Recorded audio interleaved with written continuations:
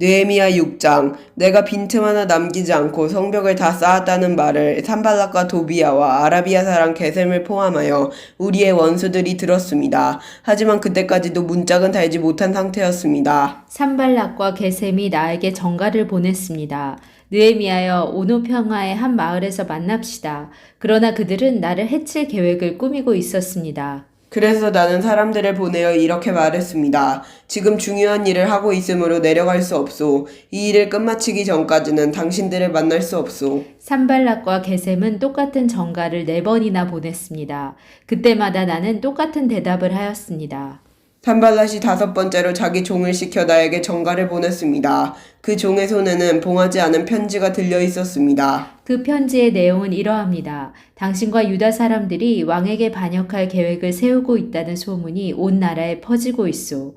가스무도 그 소문이 옳다고 말하고 있소. 당신이 성벽을 쌓고 있는 것도 그 때문이라고 하오. 그 소문에 따르면 당신이 그들의 왕이 되려 하고 있다는 것이오. 또한 당신이 예언자들을 내세워 예루살렘에서 유다의 왕이 있다라고 선언하게 한다는 것이오. 왕도 이 말을 듣게 될 것이오. 그러니 이 문제를 가지고 함께 이야기해 봅시다. 그래서 내가 그에게 답장을 보냈습니다. 당신이 한 말은 사실이 아니오. 그것은 당신이 마음대로 지어낸 생각일 뿐이오. 우리의 원수들은 우리에게 겁을 주려 했습니다. 그들은 그렇게 하면 우리가 힘을 잃고 성벽 쌓는 일도 하지 못할 줄 알았던 것입니다. 그러나 나는 하나님, 내 손에 힘을 주십시오 라고 기도했습니다. 어느 날 나는 들라야의 아들 스마야의 집으로 갔습니다.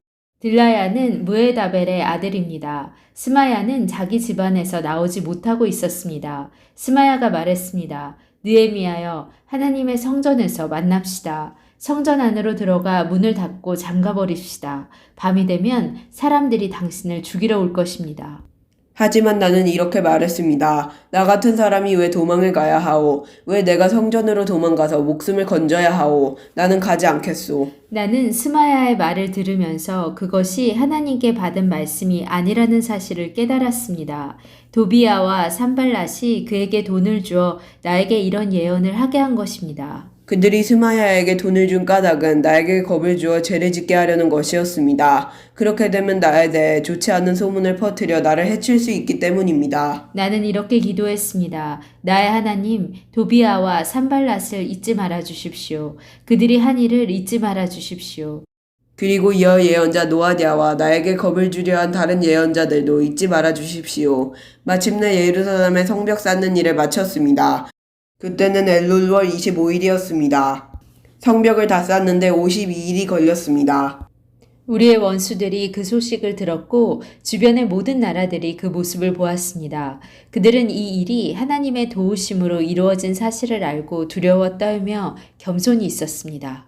그런데 성벽을 쌓을 동안 유다의 귀족들이 도비야와 편지를 여러 번 주고받았습니다. 많은 유다 사람들이 도비야에게 충성을 맹세했습니다. 왜냐하면 도비야는 아라의 아들 스가냐의 사위였기 때문입니다.